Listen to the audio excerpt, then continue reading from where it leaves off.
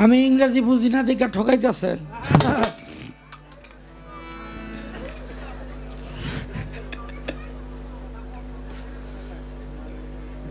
এই আল্লাহর কাছে কত যে কই, আল্লাহ রাস্তাঘাটে পাগলের লগে দেখা করাইও না। আরে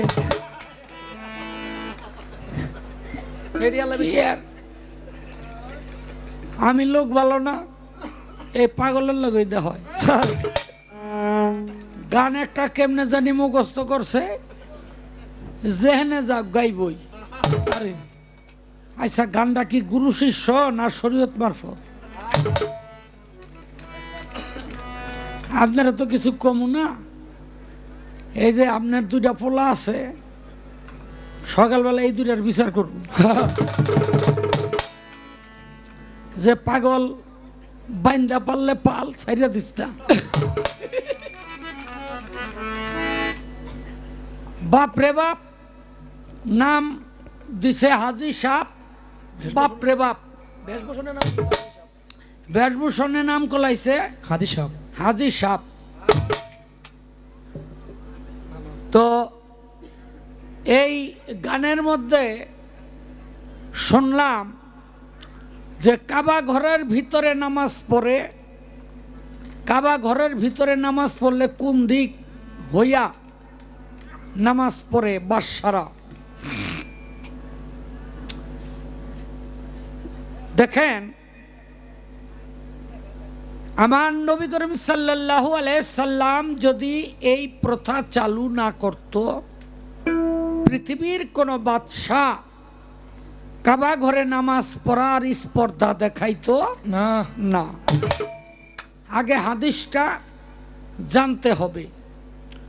আমার নবী করিম সাল্লাল্লাহু আলাইহি সাল্লাম যখন মক্কা বিজয় করলেন, তখন পুরো মক্কার অবস্থা ছিল খুব খারাপ। আপনার পুরুর মক্কা অবস্থা ছিল খুব খারাপ।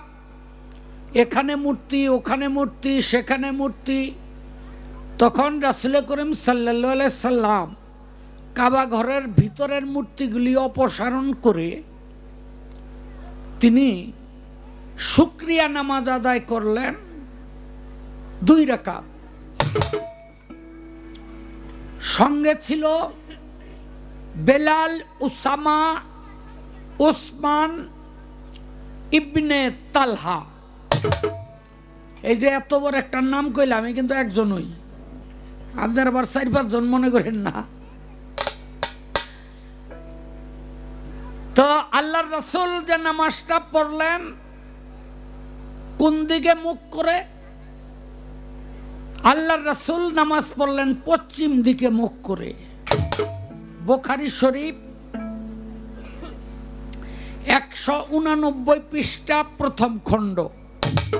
বুখারী শরীফ 189 পৃষ্ঠা প্রথম খণ্ড। বুখারী শরীফ হইল 7 খণ্ড, তার মধ্যে প্রথম খণ্ড 189 পৃষ্ঠায় গেলে এই হাদিসটা পাবেন।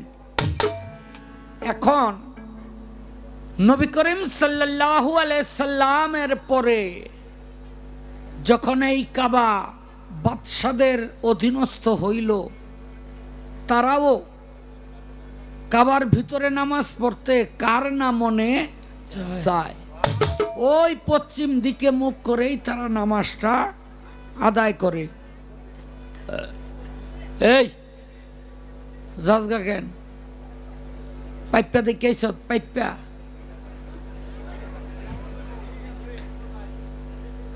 এই কাবা ঘরের বাইরে নামাজ পড়লো, কাবায় নামাজ পড়া হয় মনির ভাই, এইটা একটু কইবেন। কাবা ঘরের বাইরে নামাজ পড়লো, কাবা ঘরের ভিতরে নামাজ পড়া হয়, এইটা একটু কইবেন। কি ঠিক আছে নি? আপনি আলগাবাড়ি দিছেন একটা, আমি একটা আলগাবাড়ি দিলাম।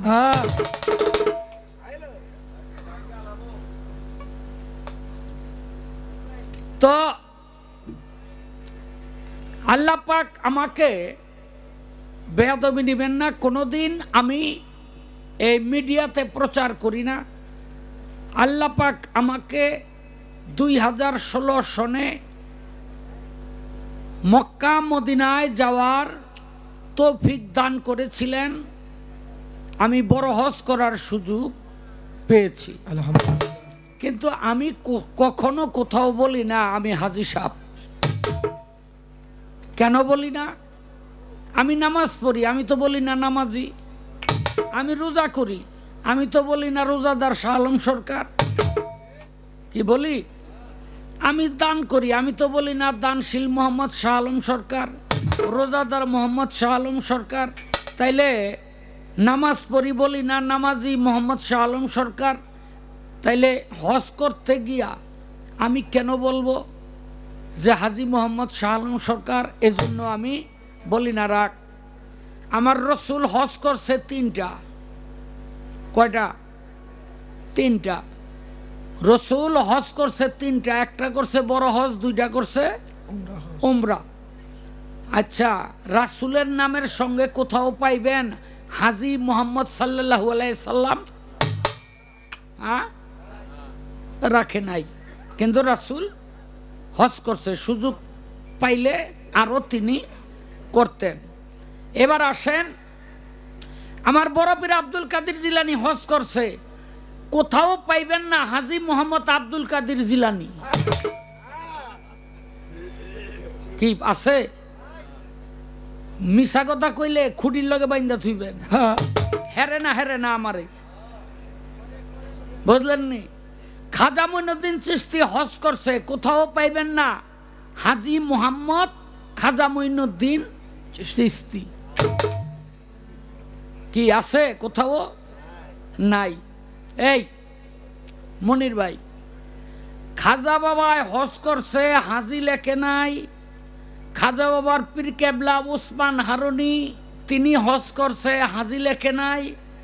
কিন্তু খাজা বাবার দাদা পীরের নাম হইল শরীফ জিন্দানি। মনে রাখবেন, এই শরীফ জিন্দানি আবার লেখতো হাজী শরীফ জিন্দানি। আমি জানতে চাই উনি হাজী শরীফ জিন্দানি লেখতো, এটার কারণটা কি? ওনার নামের আগে হাজী কেন লেখতো? রাখ, আপনার কাছে আরেকটা প্রশ্ন আছে। কয় হজ করা যে কষ্ট, আরে গাছে না উঠা গাছ তো লাগিয়াই এত কষ্ট দেখে লাইছে। বড় হজ যারা করছেন তারা কইতে পারবেন যে কত কষ্ট। ওই যে এহরাম পরা আর কাবা ঘরে তোয়াপ করা আর ছাপা মারোয় ছাই করা, এ তো মারকুলে ঘুমাইয়া থাকা। এটা মারকুলে ঘুমাইয়া থাকা, এখানে কোনো কষ্টই নাই। কাবা ঘরে এই ওমরা হজ করতে গেলে কয়টা মানুষ? আর 40 থেকে 42 লক্ষ মানুষ হজ করে। এই যে বড় হজের সময় জিলহজ মাসে হজ করে, সেই মানুষের চাপে কে পুরুষ কে নারী এটা আমার চোখে দেখা। কোনো ভেদাভেদ থাকে না, কেউ কারো দিকে চাওয়ার সুযোগ থাকে না। নারী পুরুষ একজন আরেকজনের ডইলা লাইতেছে, কিন্তু করার কিছু নাই, করার কিছু নাই। সেখানকার অবস্থা এই রকম। এরপরে হলো আপনার ওই যে এই রোদ্রের মধ্যে আপনার আরাফাতের ময়দানে সারাদিন বসে থাকা কত যে কষ্টের। যে সমস্ত হাজি সাহেবরা বয়ে থাকে এরা জানে। আর পাকিস্তানিকে হাতে দিছে আমগো খাওয়ানোর দায়িত্ব। ওরা যে আমগো রাইন্দা লইয়া হে আমগো লাইয়া, ও খাওয়ার কোনো কায়দা থাকে না। এরপরে আসতে হয় মজদালেফায়। এই মজদালেফায় অর্ধেক রাস্তায় তো আইটা কেউ কেউ আরাফাত থেকে আইটা আহে।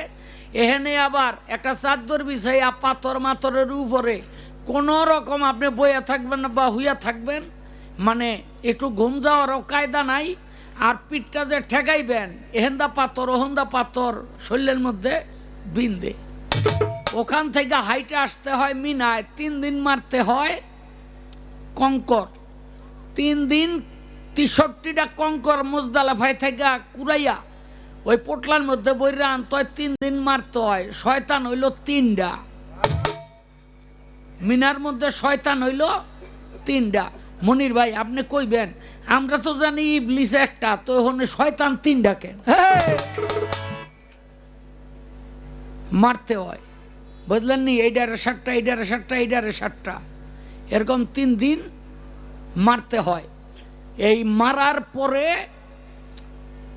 এরপরে আবার আপনার ইসে আইসা ওই মিনার থেকে হাইটে আসতে হয় আপনার মক্কায় কাবায়, সেখানে তোয়াব কইরা সমস্ত কাম কাজ শেষ কইরা কুরবানি করার পর হইল আপনি এই যে এই চুল এটাকে ছাটাইয়া তারপরে আপনি অন্য কাপড় পরিধান করতে পারবেন, এর আগে পারবেন না। এটা এত কষ্ট।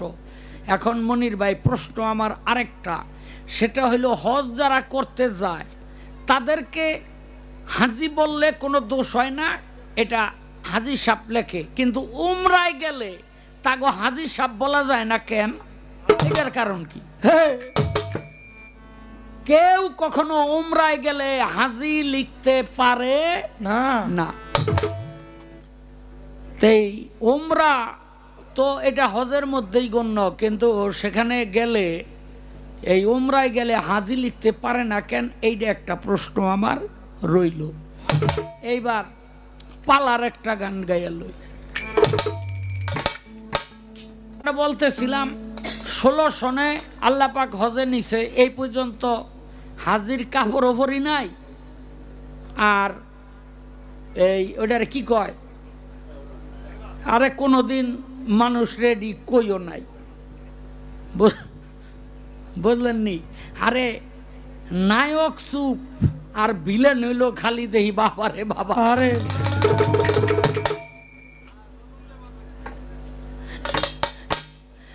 বুঝলেন, একটা গান গাইয়ে লই, এই হাজি পোশাক আর কোনোদিন আমারে দেখবেন না,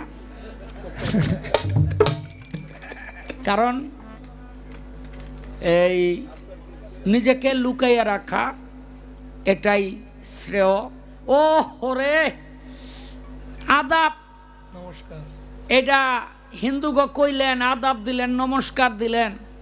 দেখেন আদাব এটা হলো, এই মূল আদাবের বাংলাটা হলো, অর্থ হলো যে আপনার প্রতি আমার শ্রদ্ধা রইল, আপনি আমার শ্রদ্ধেয়, আপনার প্রতি আমার শ্রদ্ধা রইল। সংক্ষেপে আমরা বলি আদাব। আদাব দাদা আদাব কি? আর নমস্কার, এই নমস্কারের একটু ভিন্ন অর্থ আছে, সেই একই অর্থে 2টা শব্দ ব্যবহার করে হিন্দুরা। সেটি হলো, নমস্কারের অর্থ হলো হে সম্মানিত, আপনার প্রতি আমার শ্রদ্ধাঞ্জলি রইল। হে সম্মানিত, যদি কোনো সনাতন ধর্মের লোক থাকেন বলতে পারবেন। আবার হিন্দু মধ্যেও অনেকে মনে করেন হুদাই আদাব আদাব করে, এটার যে মানে কি এ জানে না। আমি বহু হিন্দুরে জিগাইছি যে হিন্দু মারা গেলে যে আগুন দিয়া পোড়ায়, এই পোড়ায় কেন? আগুন দিয়া পোড়ায় কেন? বলে পোড়ায় লগা পাপ মুক্ত হয়ে যায় আগুনে পোড়াইলে। আচ্ছা বুঝলাম, আগুনে পোড়াইলে পাপ মুক্ত হয়ে যায়, তো এটা পানিতে চুবাই রাখলেও তো পাপ মুক্ত হইতে পারত, বাতাস দিয়া হুগাইলেও তো পাপ মুক্ত হইতে পারত। এটি না, একদম স্পেসিফিক আগুন দিয়া পোড়াইলে পাপ মুক্ত হয়। এটা কেন কয় তা তো কইতারি না। মনির ভাই, আগুন দা পুরাইলে পাপ মুক্ত হয় কেন হিন্দুরা? এইটা আপনি কইবেন।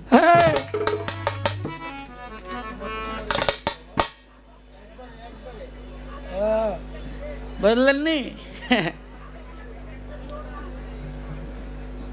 কি? হ্যাঁ, ওই যে এরাও সব মনে রেখে বই রয়েছে, গিট্টু দিয়ে রাখবেন। বুঝলেন নি? জবাব যদি না হয় আপনারা ধরলে আমি আবার কইতে পারবো।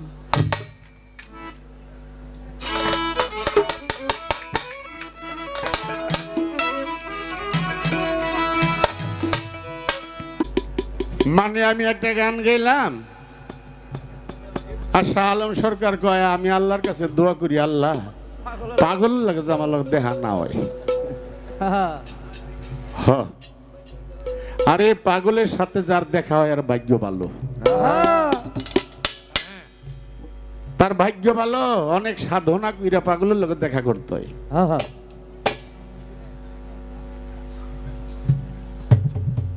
গান গায়া প্রশ্ন জিগাইলাম মানে আমার উপর উল্টা বিপদ আবার আইছে। অনেক কয় কাবা করে নামাজ তো পড়ি, বাইরে নামাজ পড়লো কাবা করে পড়া হয়। কি জিগাইছে না কথাটা? বাইরে নামাজ পড়লো কাবা ঘরে নামাজ পড়া হয়। আপনারা জানেন আমাদের যিনি আখিরি নবী শেষ পয়গাম্বর সাল্লাল্লাহু আলাইহি ইসলাম, যিনি দুজাহানের বাদশা, এই জমিন রেও মসজিদ বানাইছে। এই যে জমি, এই জমিনও মসজিদ বানাইছে। কে বানাইছে? আমাদের রাসূল। অনে আসরের নামাজের সময় হইছে, এই মাঠে কি নামাজ পড়া যাইব না? যাবে।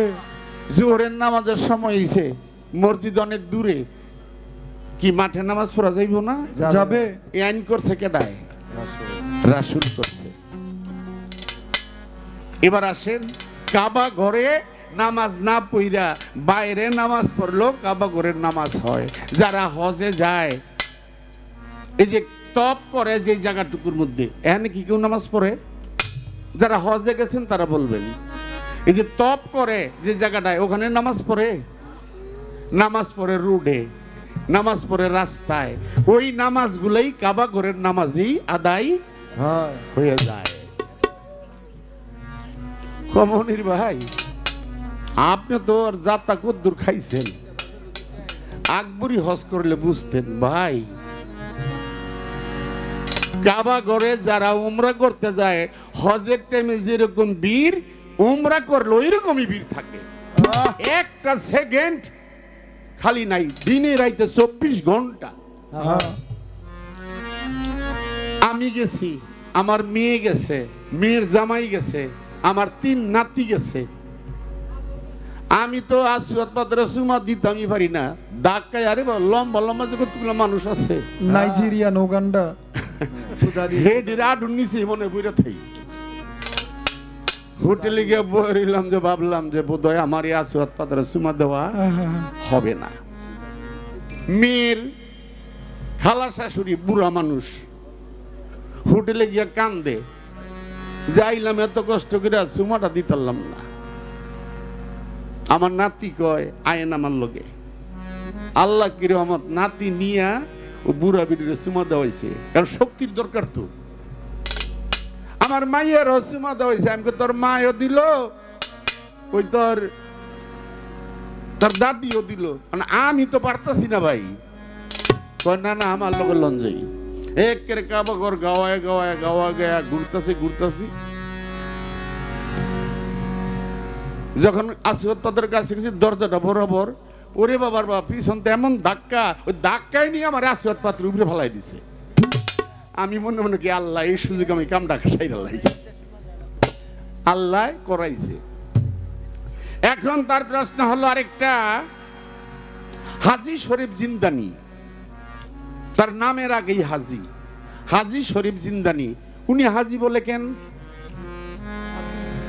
হাজী শরীফ জিন্দানি হজ করতে যাবে বা হজ করতে গেছে, তার এলাকায় এক লোক মুসি জুতা সেলাই করে, ওই জুতা সেলাই করে কিছু পয়সা দিয়ে সংসারে খরচ করে, আর কিছু পয়সা জমায় হজে যাইব। তা আগের দিনে তো হজে যাইতো মানুষ কাফেলা বাইন্দা হাইটা, প্লেন ছিল না। আগের দিনে যখন হজ করতো ছুটছে অনেক, ওই আলিমুসি টাকা জমাই লইছে, হজে যাইব। রাত্র হয়ে গেছে, এক বাড়িতে যে কইতেছে, মাগো আমি তো মুসাফির, আমার একটু জায়গা দাও, আমি রাত্র থাইগা পরে যামুগা। এক বৃদ্ধ বেটি বাড়ায় কয়, বাবা আমাকে তো তেমন ভালো বিছনা নাই, কই জায়গা দেবো?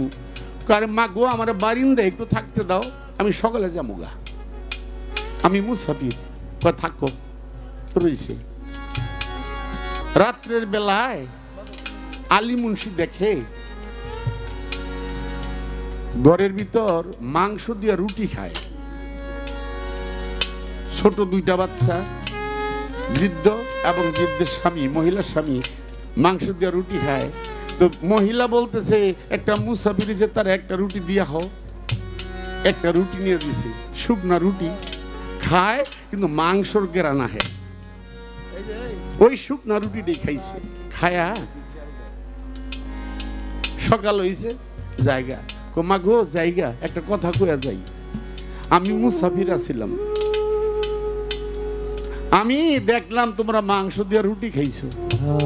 মা আমি তো মুসাফির, আমার যদি একটু মাংস সুরাও দিতা আমি রুটিটা ভিজে খাইতাম, তোমরা তো দিলা না মা।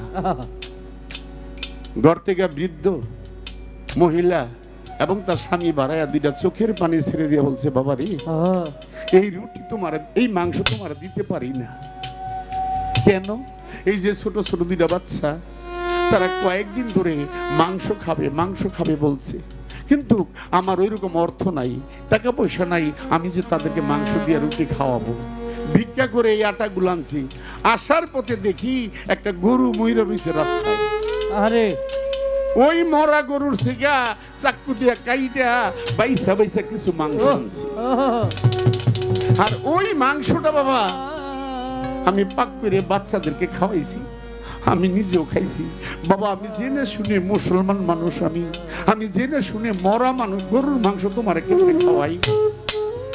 আমি তো বাবা তোমারে মরা গরুর মাংস খাওয়াইতে পারি না। আলী মুন্সি কথা শুনে দুইটা চোখের পানি ছেড়ে দিল। আহা, আমার এলাকায় না খায়া মানুষ মরে, আর আমি এই টাকা নিয়ে হজে যাব? আমি হজে যাব না, সবগুলা টাকা ওই গরিব দিয়া দিছি। মা এই যে টাকা দিলাম না, তোমরা ব্যবসা বাণিজ্য করে খাও, আমি আর হজে যাব না। আয়া পড়ছে বাড়ি, হজে আর গেল না। ওই গ্রামের লোকে কয় কি, আলী মুন্সি তুমি হজে গেল না? না আমার ভাগ্যে হজ নাই, আমার ভাগ্যে হজ নেই। আয়া পড়ছি, আয়া পড়ছি।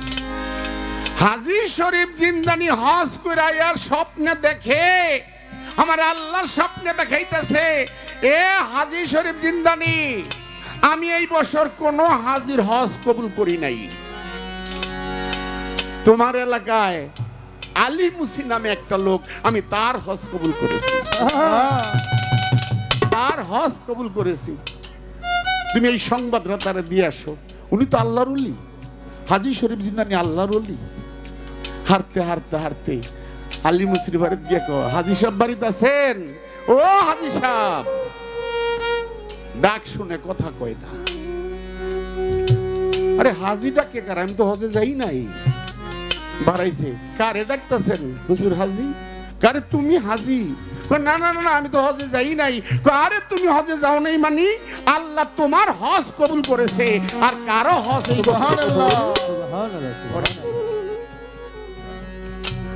আলী মুসি দুই হাত তুলে কয়, আল্লাহ আমি তো হজে যাই নাই, তুমি তো সব জানো, সব দেখছো, আমি হজে যাই নাই।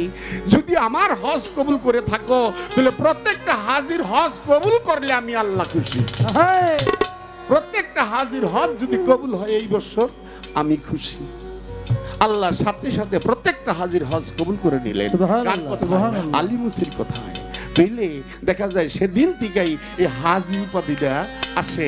তার আগে রাসূলের বেলায়, রাসূল তো কয়েকবার হজ করছে, বড় পীরের বেলায়, খাজা বেলার বেলায়, এই শাহ আলীশার বেলায়, মানে আল্লাহর ওলি যারা তাদের নামে হজরত উমুক, হজরত উমুক, কিন্তু এখানে হাজি নাই। সেই দিন থেকে হাজি শব্দটা আসে। এই কারণেই এখন আমাদের বাংলাদেশ থেকে এলো হাজি সাহেব। আসলে হাজা কথা কি, এই আমাকে বাংলাদেশের মানুষ এই হাজি শব্দটা বেশি ব্যবহার করে। কারণ হাজা কথা যদি কই, অন্য অন্য রাষ্ট্রের মানুষ কিন্তু হজ করে গিয়া দেখবেন কারো নামে হাজিটা লাগায় না। আরবের লোকেরা কি হজ করে না? আরবের লোকেরা হজ করে না, কারণ নামে হাজি নাই। এটা আমাদের বাংলাদেশের একটা কালচার, হাজিটা লাগায়। আবার যদি একের অধিক হজ করে তারা কি কয়? আলহাজ। একের অধিক হইলেই তারা কয় আলহাজ। এটা একটা কালচার গেল। তার হাজির কথা, শয়তানের তিনটা পাথর দেখে শয়তান তো একটা, তেহানি 3 সাথে 21টা মারে কেন? হায় হায়, আমি জিগায় তারা বিপদে বললাম। এটা বিরাট বড় কাহিনী, আপনারা জানেন এই ঘটনা। আল্লাহ ওই জায়গা দেখাইছে যে জায়গায় ইসমাইল নবীরে কুরবানি করছে, সে জায়গা দেখার ক্ষমতা আল্লাহ দিছে। আসেন, অনেক কাহিনী আমি শর্টে বলি। যখন হাজেরার কাছ থেকে ইব্রাহিম নবী বলে ছেলেরা সাজায় দাও, আমি দাওয়াত খাইতে যাব, সাজায় দিছে, বাবার সাথে ছেলে যাচ্ছে। হাজেরা কাছে কানে কানে গিয়ে শয়তান কয়, এই ইব্রাহিম নবীর লোক দিস না, তার কোমরে ছুরি আছে, এই পাহাড়ের আড়ালে নিয়ে জবাই করবো। মারছে একটা ঢিল্লা, দূর হ শয়তান। শয়তান হয়ে দেখছো আমি সত্য কথা কই, তারপরও বিশ্বাস করে না। ইসমাইল নবীরে গিয়া কারে তোর বাবার লগতে যাইস না, তোর বাবার কোমরে ছুরি, ওই পাহাড়ের আড়ালে নিয়েই তোর জবাই করবো। ইসমাইল নবী ঢিল্লা মারছে, দূর হ শয়তান। আমার বাবা আমারে জবাই কইরা আল্লাহর রাস্তায় যদি খুশি থাকে, তাহলে আমার আল্লাহর কাছে আর চাওয়া পাওয়া কিছুই থাকে না। তো এটা কয়টা গেল ডিল্লা। নিজের জন্য মারা হয় একটা, কারণ এই ভিতর থেকে খান্নাস দূর করার জন্য। প্রত্যেকটা মানুষের ভিতরে খান্নাস আছে, খান্নাসের অপর নাম হইতো শয়তান। এই মানুষের ভিতরে খান্নাস আছে, এইটাকে দূর করার জন্য মারা হয় নিজের নামে একটা। এই 3টা পাথর মারা হয় 3টা শয়তানকে, 3 7 21টা 7টা 7টা করে মারা হয়। উমরা করলে হাজি কয় না কেন? কতগুলো যে গেছে, আমি মাত্র একটা গান গাইছি। উমরা করলে হাজি কয় না কেন? আর উমরা করলে হাজি কইব কেন? আকবরী হজ আর উমরা হজ, আকবরী হজে কতগুলা কাজ আছে, উমরা হজে ওই কাজগুলো হয় না। কি উমরা হজে কিছু কাজ হয় না, আকবরী হজে ওই কাজগুলা হয়। যেমন এই যে উমরা যারা করছেন তারা কুরবানি দিছেন না? উমরা হজে কুরবানি দেয়? দেয় না। উমরা হজে কাবা করে, তপ করে ঠিক, আরফাতের ময়দানে রাত্র যাপন করে। আমরা আরফাতের ময়দানকে ঘুরে ঘুরে দেখতে বলছি, ওখানে রাত্র যাপন করতে হবে। তাহলে এইরকম কিছু যারা আকবরী হজ করে তাদের কিছু কাজ আছে, আর যারা উমরা করে তাদের এই কাজগুলো হয় না, বিদায়ী তাদেরকে হাজি হয় না। এবার আসলো এই হিন্দুকে পড়লে সব গুনাহ মাফ হয়ে যায়।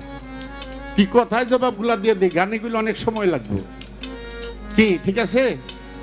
হিন্দু গো পড়লে সব গুনাহ মাফ হয়ে যায়। শালম সরকার আমার যেমন যে তুলা যে গাইছো, তুমি তুই আর থাকে তুইলা পাইবা। পড়লে গুনাহ মাফ হয়ে যায়। তারা বলে, আসলে তো তারা কি আগুন পানি বাতাস মাটি কি নূর, আগুন পানি বাতাস মাটি নূর। তারা ভাবে পঞ্চশীষ পুইরা তারা শেষ করে দেয়। এই দেহটার মধ্যে আগুন আছে, পানি আছে, বাতাস আছে, নূর আছে, তারা পুরে শেষ করে দেয়। আসলে তারা ভাবে যে এই পাশের লগে পাশ গেল আর তার কোনো পাপের গন্ধ রইল না। মূলত এখানে হিন্দু লোক আছে আমি জানি, কিছু কিছু ব্রাহ্মণকে কি পুরা দেয় না, ব্রাহ্মণকে পুরা দেয়, একদম বয় মাটি দেয়। আচ্ছা এইবার তুমি কইবা এই যে বয় মাটি দেয়, হ্যাঁ গো পাপটা মাপ হয় কেন? তো পুরে না, কথা কইবা আর বিপদে পড়বা। শুরু শুরু এখানে অনেক লোক আছে ব্রাহ্মণকে তো পুরা দেয় না, ওকে বসায় মাটি দেয়, এমনি বয়া চতুর্দিকে মাটি দিয়ে হয়, হ্যাঁ গো পাপটা মাপ হয় কেমনি? কিয়ামতের শেষ আলামত কি? ইনশাআল্লাহ চেষ্টা করব।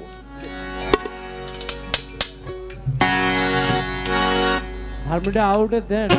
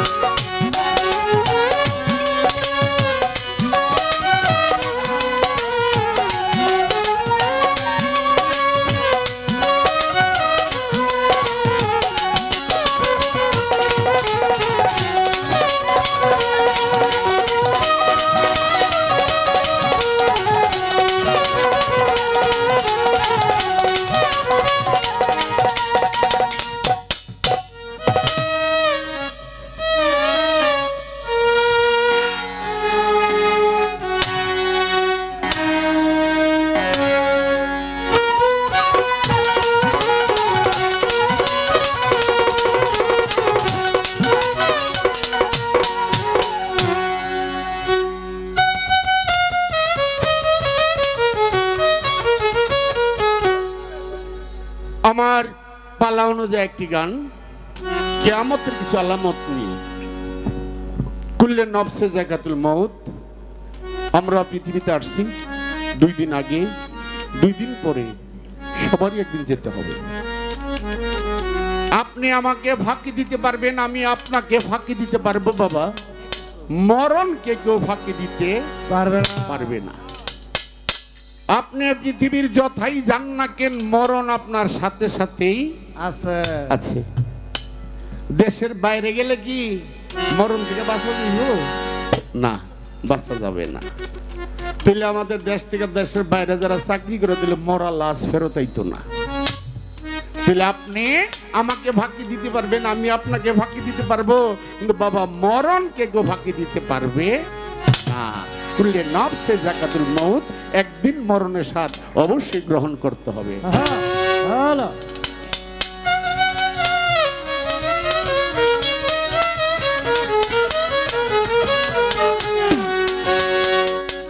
আরে কলির যুগে জন্ম নিয়া, কলির যুগে জন্ম নিয়া, মানগুলো মান রইল না, মর মানগুলো মান রইল না।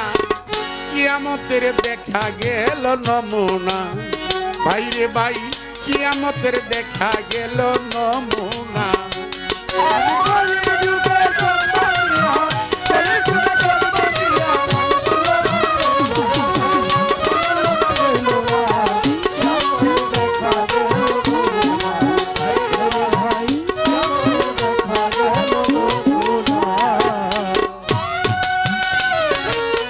আর রাস্তায় রাস্তা হবে, আগাতে হইবে ঘাট।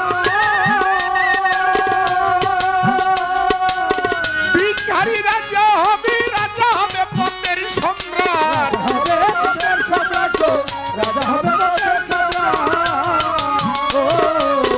আর রাস্তায় রাস্তা হবে, আগাতে হইবে ঘাট। ভিখারি রাজা হবে, রাজা হবে পথের সম্রাট।